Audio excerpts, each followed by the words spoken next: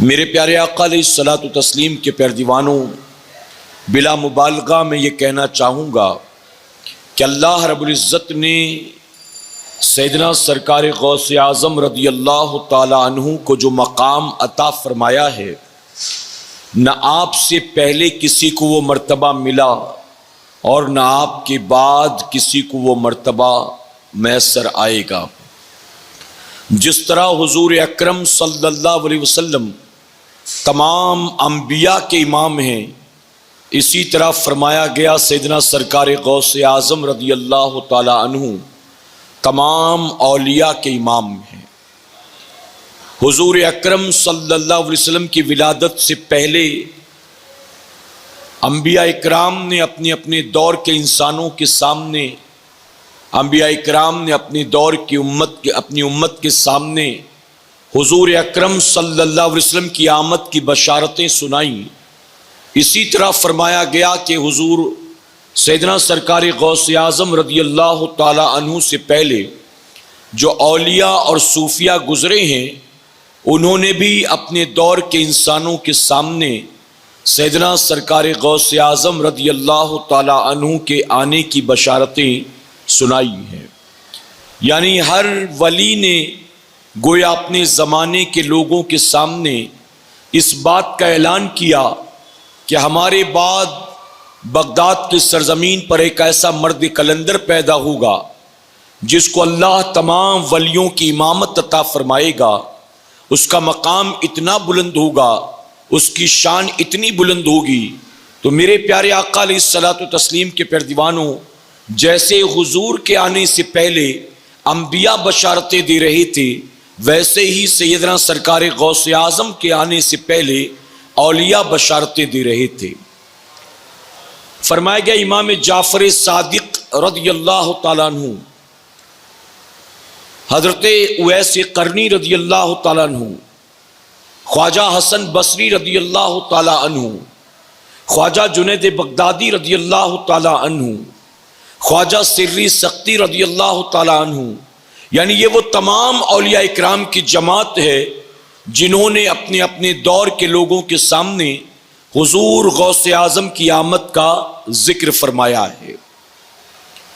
تاریخ کی کتابوں میں سیدنا اویس قرنی رضی اللہ تعالیٰ عنہ کا واقعہ کچھ اس طرح سے ملتا ہے کہ جب حضور اکرم صلی اللہ علیہ وسلم نے سیدنا عمر فاروق اعظم اور سیدنا سلمان فارسی مولا کائنات مولا علی کرم اللہ وجہ الکریم کو اپنا پیرہن لے کر اویس قرنی رضی اللہ عنہ کے پاس بھیجا، یہ کہہ کر کے اویس سے کہنا کہ میرا یہ جبہ پہن کر اویس میری امت کے لیے بخشش کی دعا کرے۔ فرمایا گیا سیدنا اویس قرنی رضی اللہ تعالیٰ عنہ حضور اکرم صلی اللہ علیہ وسلم کے اس پیرہن مبارک کو زیب تن کرتے ہیں، اسے پہنتے ہیں اور پیشانی کو سجدے میں رکھ کر اللہ کی بارگاہ میں دعا کرتے ہیں، اے اللہ اپنے محبوب کی امت کی بخشش فرما، اپنے محبوب کی امت کی مغفرت فرما۔ تو فرمایا گیا غیب سے آواز آتی ہے، اے اویس اپنے سر کو سجدے میں سے اٹھا، ہم نے اپنے محبوب کی آدھی امت کی مغفرت فرما دی ہے۔ سیدنا اویس قرنی نے سر کو اٹھایا اور اللہ کی بارگاہ میں عرض کرتے ہیں، مولا تو نے صرف اپنی آدھی امت کی بخشش کیوں فرمائی؟ مولا تو اپنے محبوب کی تمام امت کی بخشش فرما دے، اپنے محبوب کے سارے امتیوں کو بخش دے۔ تو غیب سے آواز آتی ہے کہ اویس ہم نے محبوب کی آدھی امت کو تیری دعا کی برکت سے بخش دیا ہے، اور آدھی امت کو عبد القادر جیلانی کی شفاعت کے صدقے میں ہم بخش دیں گے۔ اب سیدنا اویس قرنی نے جب نام سنا سیدنا سرکار غوث اعظم کا، تو عرض کرتے ہیں، مولا یہ عبد القادر جیلانی کون ہے؟ آواز آتی ہے کہ عبد القادر جیلانی یہ میرے محبوب صلی اللہ علیہ وسلم کی آل میں سے ہوں گے، تم سے بہت بعد میں آئیں گے، یہ میرے بھی محبوب ہیں، میرے محبوب کے بھی محبوب ہیں، اور اے اویس میں نے عبد القادر کے مرتبے کو اتنا بلند کیا ہے کہ اس کا قدم تمام اولیاء کی گردن پر ہوگا۔ اویس جو اس کے قدم کو اپنی گردن پر لے گا، میں اس کے درجات کو بلند کر دوں گا، اور جو عبد القادر جیلانی کے قدموں کو اپنی گردن پر نہیں لے گا وہ چاہے جس مقام پر بھی ہوگا میں اس سے اس کا وہ مرتبہ چھین لوں گا۔ فرمایا کہ سیدنا اویس قرنی نے اسی موقع پر اپنی گردن کو خم کیا اور اللہ کی بارگاہ میں عرض کرتے مولا آج عبد القادر جیلانی ابھی موجود تو نہیں ہے لیکن مولا تو گواہ ہو جا، میں آج ہی عبد القادر جیلانی کے قدموں کو اپنی گردن پر لیتا ہوں۔ آپ ذرا سوچیں کیا مقام ہے سیدنا سرکار غوث اعظم کا۔ سیدنا اویس قرنی ہے سید التابعین، یعنی آپ نے حضور کا زمانہ پایا لیکن بوڑھی ماں کی خدمت کی مجبوری کی بنیاد حضور اکرم صلی اللہ علیہ وسلم کی زیارت سے محروم رہے، تو جب حضور کی زیارت نہ کر سکے تو مرتبہ صحابیت سے محروم رہے، لیکن فرمایا گیا کہ اب اللہ کے محبوب صلی اللہ علیہ وسلم نے آپ کو سید التابعین فرمایا، یعنی تمام تابعین کے آپ سردار ہیں۔ تو تمام تابعین کے سردار غوث اعظم کی آمد کی بشارت بھی سناتے ہیں اور غوث اعظم کے قدموں کو اپنی گردن پر بھی رکھتے ہیں۔ یہاں اہل سنت والجماعت کے عقائد کے تحت اور ایک بات کلیئر ہو گئی، حضور نے اویس قرنی سے صرف یہ کیوں نہیں کہا کہ میرے امت کی مغفرت کے لیے دعا کرنا، حضور نے اپنا جبہ مبارک بھیجا اور کہا اس کو پہن کر میری امت کی بخشش کی دعا کرنا۔ گویا حضور اس کے ذریعے تبرکات کی فضیلت بیان فرما رہے ہیں کہ جو اللہ والوں کے تبرکات ہوتے ہیں اس کی فضیلت بہت زیادہ ہوتی ہے۔ اور یہ بھی کلیئر ہوا کہ حضور نے یہ فرما دیا، گویا بتا دیا کہ اللہ کے ولیوں کے تبرکات کے وسیلے سے اگر دعا کی جائے تو اللہ دعا کو رد نہیں فرماتا ہے۔ اور ایک بات اور معلوم ہوئی کہ اللہ والوں سے دعا کی درخواست کرنا یہ آج کے بریلویوں کا طریقہ نہیں ہے، بلکہ نیکوں سے دعا کی درخواست کرنا یہ خود میرے آقا کی سنت مبارکہ ہے۔ ورنہ بتائیے کیا اویس قرنی کی دعا میرے نبی کی دعا سے بڑھ کر ہو سکتی ہے؟ میرے نبی کے اپنی امت کے لیے دعا کرنے کو کافی نہیں ہے، پھر آقا نے اویس قرنی سے دعا کیوں کروائی؟ پتا چلا حضور یہ تعلیم دینا چاہتے تھے، تبرکات کی فضیلت بھی، تبرکات کا وسیلہ بھی، اور ساتھ ہی یہ بھی اللہ والوں سے دعائیں کروایا کرو کہ اللہ والوں سے تمہارا نبی بھی دعائیں کرواتا تھا۔ اور جو سب سے اہم چیز وہ یہ کہ سیدنا اویس قرنی خود غوث اعظم کی آمد کی بشارت سنا رہے ہیں۔ آئیے امام جعفر صادق کو دیکھیں۔ امام جعفر صادق کون ہے؟ میدان کربلا میں جو اہل بیت کے آخری چشم و چراغ باقی رہ گئے، امام زین العابدین۔ امام زین العابدین کے بیٹے ہیں امام باقر، ان کے بیٹے ہیں امام جعفر صادق۔ امام جعفر صادق فرماتے ہیں 140 ہجری 11 رجب المرجب کی رات ہے، میں اپنے کمرے میں بیٹھا معمول کے مطابق قرآن کی تلاوت کر رہا تھا، لیکن قرآن کی تلاوت میں نہ دل لگ رہا تھا اور نہ میں قرآن کی تلاوت کر پا رہا تھا، بلکہ نیند کا غلبہ تھا۔ فرماتے نیند کو بہت جھٹکنے کی کوشش کی لیکن نیند کا غلبہ تھا۔ میں نے یہاں تک کہ قرآن شریف کو بند کیا اور میں نے اپنے دل کی طرف نظر ڈالی۔ جب دل کی طرف نظر ڈالی تو آواز آئی، کشف کی کیفیت میں آواز آئی کہ اے جعفر صادق قرآن کو بند کر دے اور کچھ دیر آرام کر لے، اللہ تبارک و تعالیٰ تجھ پر کچھ حالات ظاہر کرنا چاہتا ہے۔ آپ فرماتے میں نے قرآن کو بند کیا اور میں لیٹ کر سو گیا۔ میں نے جیسے میری آنکھ لگی میں نے ایک خوبصورت باغ دیکھا، اس باغ میں چاروں طرف ہریالی تھی، پھول کھلے ہوئے تھے۔ کہتے میں نے اس باغ میں سیدنا انس بن مالک رضی اللہ عنہ کو دیکھا۔ حضرت انس بن مالک رضی اللہ عنہ جو صحابی رسول ہیں، آ کر جناب جعفر صادق سے کہتے ہیں کہ چلو تمہیں امام الانبیاء بلا رہی ہیں اور بہت دیر سے وہ تمہارا انتظار کر رہے ہیں۔ امام جعفر صادق رضی اللہ عنہ فرماتے ہیں کہ میں جناب انس بن مالک کے ساتھ چل پڑا. ایک میدان تھا، اس میدان کے اندر ایک خیمہ لگا ہوا تھا. خیمے کے اندر جب ہم داخل ہوئے تو ہم نے دیکھا کہ خیمے میں حضور اکرم صلی اللہ علیہ وسلم جلوہ افروز ہیں، اور میرے آقا نے مجھے دیکھتے ہی کہا اے جعفر صادق میں کب سے تیرا انتظار کر رہا ہوں، آپ میرے قریب آ. آپ فرماتے ہیں میں قریب گیا تو قریب جانے کے بعد میں نے دیکھا حضور اکرم صلی اللہ علیہ وسلم کی دونوں زانوں پر یعنی دائیں اور بائیں گود میں دو نورانی چہرے والے تشریف فرما ہیں.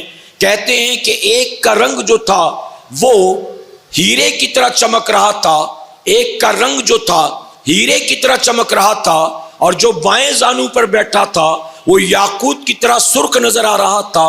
کہتے ہیں کہ ان دونوں کو میں نے دیکھا، عرض کی آقا یہ کون ہے؟ تو میرے آقا نے تعارف کروایا کہ اے جعفر صادق یہ میرا بیٹا ہے، یہ تیری آل میں پیدا ہونے والا ہے، تیری اولاد میں پیدا ہونے والا ہے، اس کا نام عبد القادر جیلانی ہوگا، اور اے جعفر صادق یہ جمال والا ہوگا، یہ اپنے جمال سے لوگوں کو دین کے قریب کرے گا، لوگوں کو مسلمان بنائے گا، اور جو مقام اللہ نے مجھے نبیوں میں عطا فرمایا ہے وہی مقام اللہ اس کو ولیوں میں عطا فرمائے گا.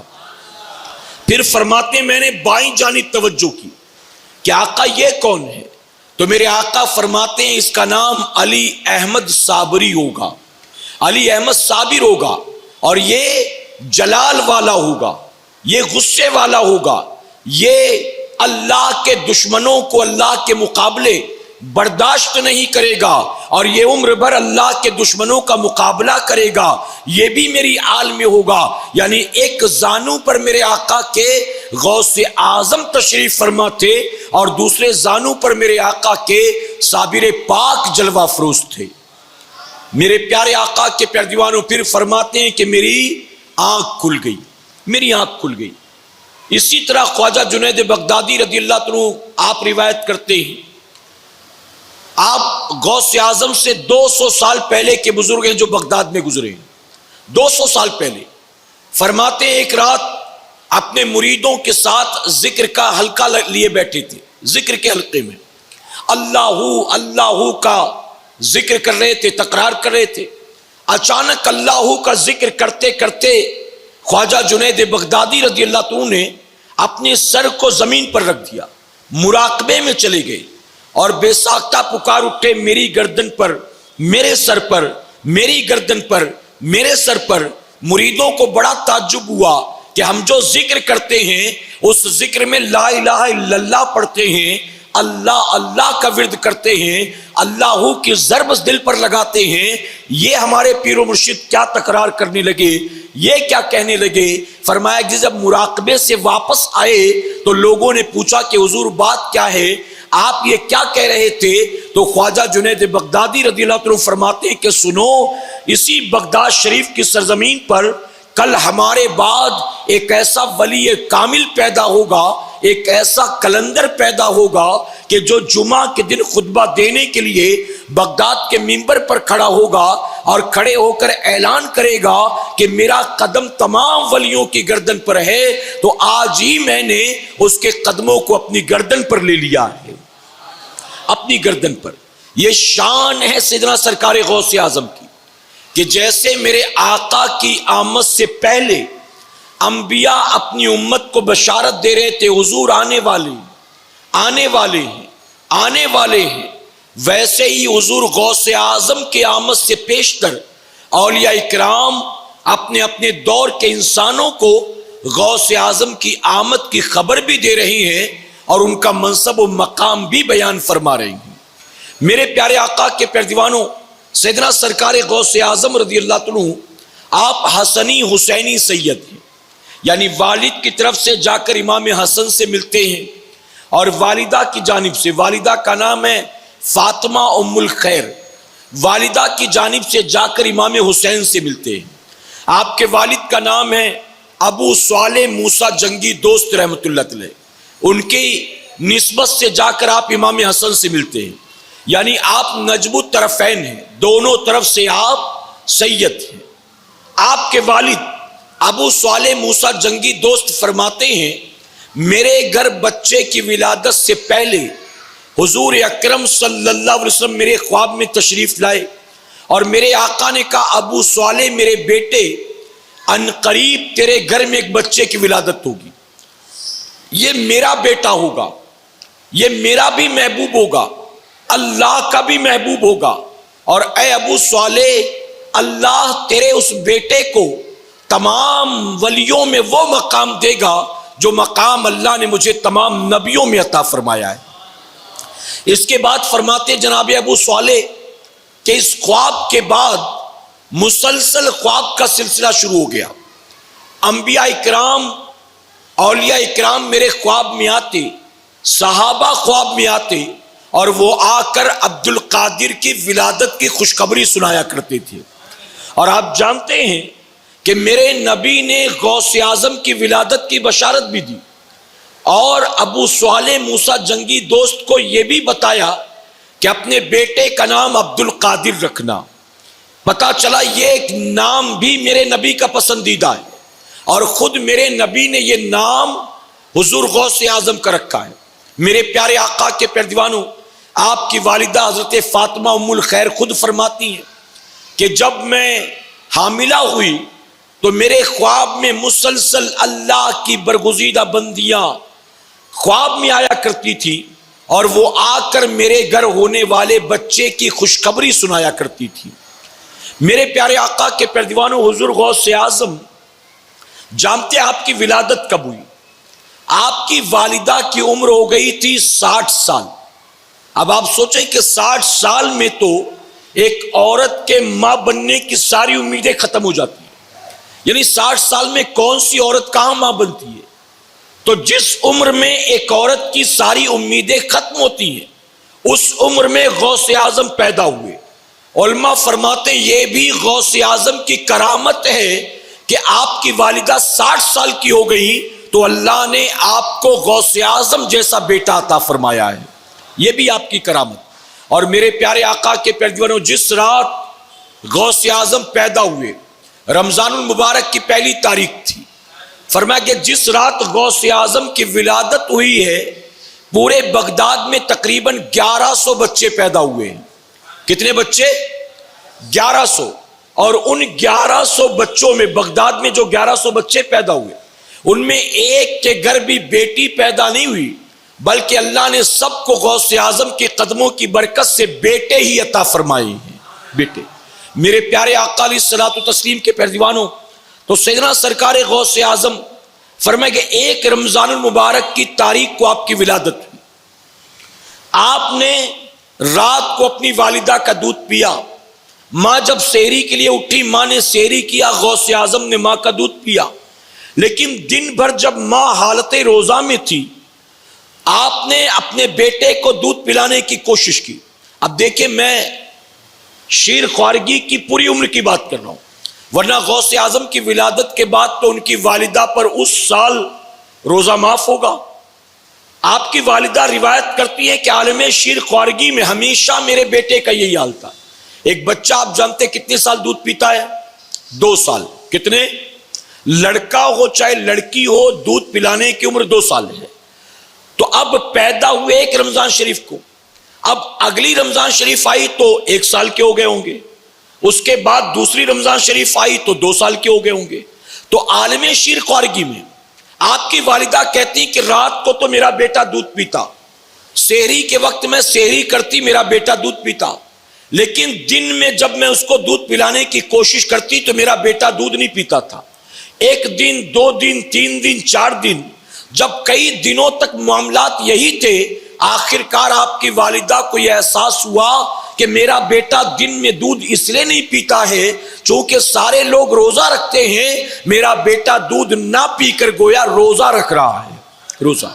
تو آپ سوچیں کہ ابھی پیدا ہوئے ہیں، روزہ فرض کب ہوتا ہے؟ جب بندہ عاقل و بالغ ہو۔ غوث اعظم پیدا ہو کر پہلی تاریخ سے ہی روزہ رکھ رہے ہیں۔ یہ آپ بتا رہے ہیں کہ اللہ نے مجھے عام انسان بنا کر پیدا نہیں کیا، اللہ نے مجھے ماں کی کوکھ ہی سے ولی بنا کر پیدا فرمایا ہے، اور آپ مادر ذات ولی ہیں، یعنی ولی بائی برتھ، جو ماں کی کوکھ سے ولی بن کر پیدا ہوتا ہے۔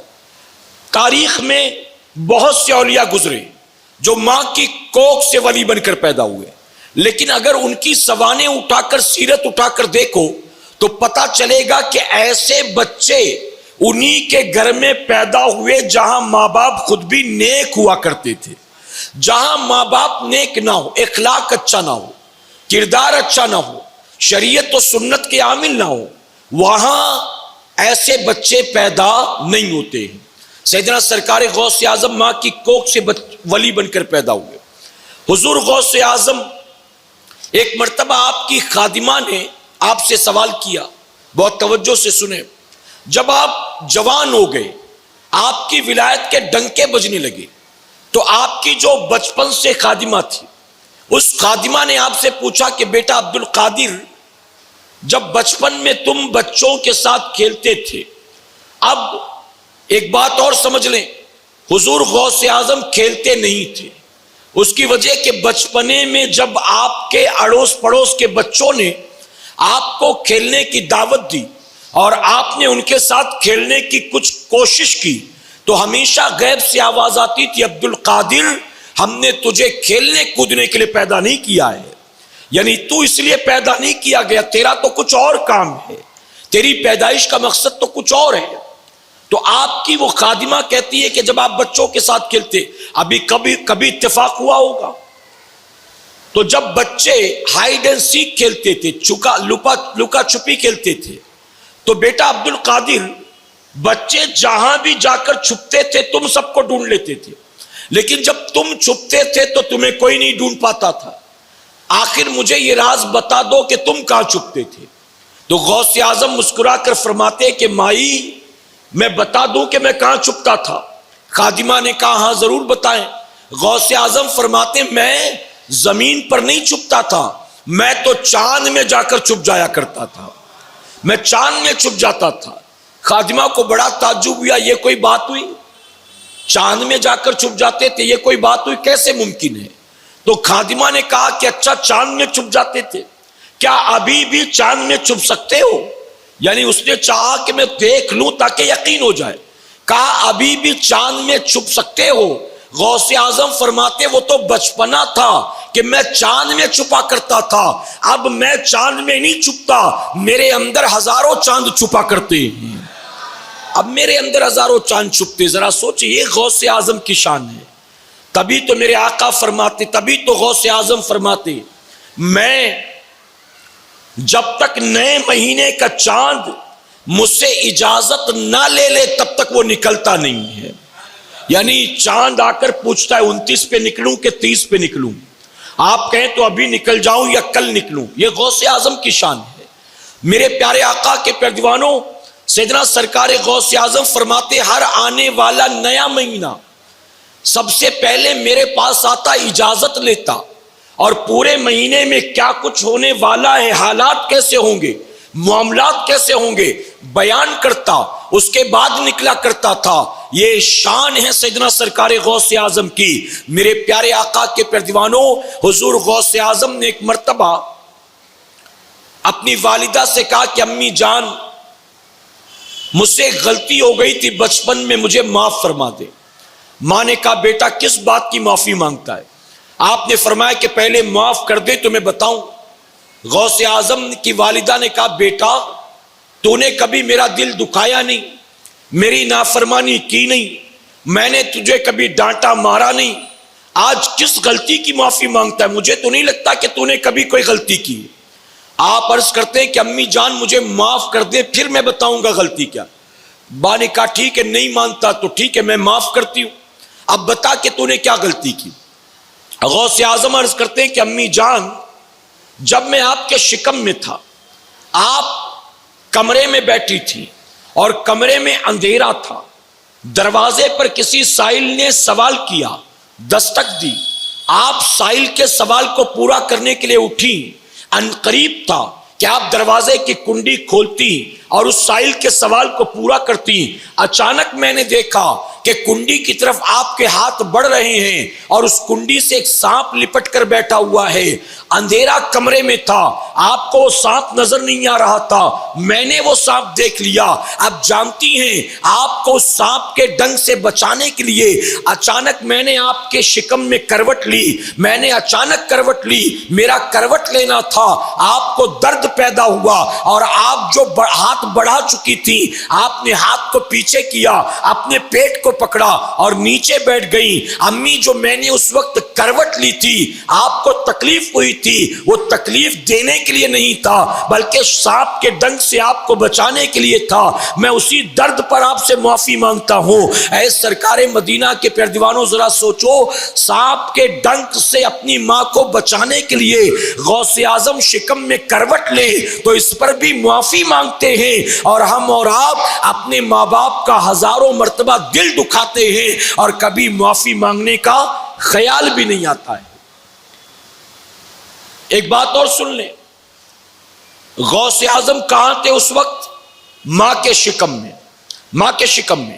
تو جب بتائیے غوث اعظم ماں کے پیٹ میں رہ کر کمرہ بھی دیکھتے ہیں, سائل کی آواز بھی سنتے ہیں, کنڈی بھی دیکھتے ہیں, کنڈی سے لپٹا سانپ بھی دیکھتے ہیں, تو جب غوث اعظم ماں کے شکم میں رہ کر دیکھ بھی سکتے ہیں, سن بھی سکتے ہیں, تو کیا قبر میں رہ کر دیکھ اور سن نہیں سکتے ہیں؟ جی, دیکھ اور سن سکتے ہیں نا. اور یہ بھی پتا چلا کہ غوث اعظم جب شکم میں رہ کر ماں کو تکلیف سے, درد سے, ڈنک سے بچا سکتے ہیں, تو غوث اعظم بھی قبر میں رہ کر مریدوں کو تکلیف سے, درد سے, پریشانی سے بچا سکتے ہیں. اسی لیے غوث اعظم فرماتے, اگلے ہفتے ہم سنیں گے انشاءاللہ وضاحت کے ساتھ. آج تو سرسری طور پر میں آپ کو بتاتا ہوں غوث اعظم کی شان کیا ہے. اسی لیے غوث اعظم فرماتے ہیں, میں اللہ کی زمین کو ایسے دیکھتا ہوں جیسے ہتھیلی پر رائی کا دانہ ہوتا ہے. غوث اعظم فرماتے, تم میری آنکھوں کے سامنے شیشے کی طرح ہو, ایک بوتل کی طرح, شیشی کی طرح. فرماتے, تم کیا کھا کر آتے ہو, کیا گھر میں جمع کر کر آتے ہو, تمہاری کوئی بات مجھ سے پوشیدہ نہیں ہے. حضور غوث اعظم نے, جو کہ مادر ذات ولی تھے, آپ نے علم حاصل کیا, علم حاصل کیا, اور 2-4 سال نہیں بلکہ ایک طویل عرصے تک علم حاصل کرتے رہے. کسی نے پوچھا آپ نے علم کب تک حاصل کیا؟ تو غوث اعظم فرماتے, میں علم حاصل کرتا رہا, علم حاصل کرتا رہا, حتیٰ کہ اللہ نے مجھے مقام قطبیت عطا فرما دیا ہے, قطب بنا لیا. اب علم حاصل کرنے کے بعد غوث اعظم نے کیا کیا؟ 34 سال تک بغداد کے مدرسے میں غوث اعظم لوگوں کو پڑھاتے رہے. 34 سال تک درس و تدریس کا سلسلہ جاری رکھا, اور ہر سال آپ کے مدرسے سے 3000 بچے فارغ ہوتے تھے. کتنے بچے؟ فرمایا کہ تقریباً 1 لاکھ اسٹوڈنٹس ایسے ہیں, 1 لاکھ شاگرد ایسے ہیں جنہیں برائے راست خود غوث اعظم نے پڑھایا ہے. غوث اعظم نے, معلوم ہوا غوث اعظم گویا یہ بتانا چاہتے ہیں, تم کتنے بڑے مقام پر کیوں نہ پہنچ جاؤ, ارے ماں کی کوکھ سے ولی بن کر کیوں نہ پیدا ہو جاؤ, لیکن پھر بھی تمہارے لیے علم سیکھنا بہت ضروری ہے. علم. غوث اعظم نے قرآن سیکھا, حدیث سیکھا, فقہ سیکھا, اصول قرآن سیکھا, اصول حدیث سیکھا, تفسیر سیکھی. اے سرکار مدینہ کے پیارے دیوانوں, جب غوث اعظم ماں کی کوکھ سے ولی بن کر پیدا ہوئے اور طویل عرصے تک علم حاصل کیا, تو ہمارے لیے بھی ضروری ہے ہم اور آپ بھی اصول علم کے لیے جد و جہد کیا کریں, کہ انشاءاللہ کوشش کیا کریں. اور غوث اعظم نے درس و تدریس کا سلسلہ جاری رکھا. میرے پیارے آقا علیہ الصلوۃ والتسلیم کے پیارے دیوانوں, سیدنا سرکار غوث اعظم رضی اللہ تعالیٰ عنہ, آپ نے ایک پیر کے ہاتھ پر بیعت کی, اور اس کے علاوہ جتنے بھی بزرگ تھے آپ نے کئی بزرگوں سے بیعت فرمائی ایز اے طالب. یعنی پیر مرید تھے ایک کے, لیکن طالب کئی لوگوں کے بنے. غوث اعظم کی تعلیمات اگر دیکھیں تو غوث اعظم, ایک عنوان صرف اسی پر رکھیں گے انشاءاللہ, تعلیمات غوث اعظم. غوث اعظم فرماتے ہیں, قرآن کا ایک سرا قرآن کا ایک سرا اللہ کے دست قدرت میں اور دوسرا سرا، دوسرا حصہ مخلوق کے ہاتھوں میں. فرماتے ہیں تم اللہ تک پہنچنے کے لیے قرآن کو وسیلہ بناؤ، قرآن کو ذریعہ بناؤ، کہ گویا قرآن اللہ اور بندے کے درمیان رسی کا کام کرے گا. اسی طرح غوث اعظم فرماتے ہیں جب تم سرمایہ داروں کے پاس جاؤ، دولت مندوں کے پاس، تو فرماتے ان کے سامنے رعب کے ساتھ جایا کرو، ان کے سامنے وقار کے ساتھ جایا کرو، یعنی گر کر نہیں، ناک رگڑ کر نہیں، یہ نہیں کہ تو بڑا پیسے والا ہے میں تو گرا پڑا آدمی نہیں. فرماتے جب کسی دولت مند کے پاس جاؤ تو وقار کے ساتھ، رعب کے ساتھ جایا کرو، اور جب کسی غریب کے پاس جایا کرو تو جھک کر جایا کرو، اس کے سامنے بچ جایا کرو. یہ غوث اعظم کی تعلیمات ہے.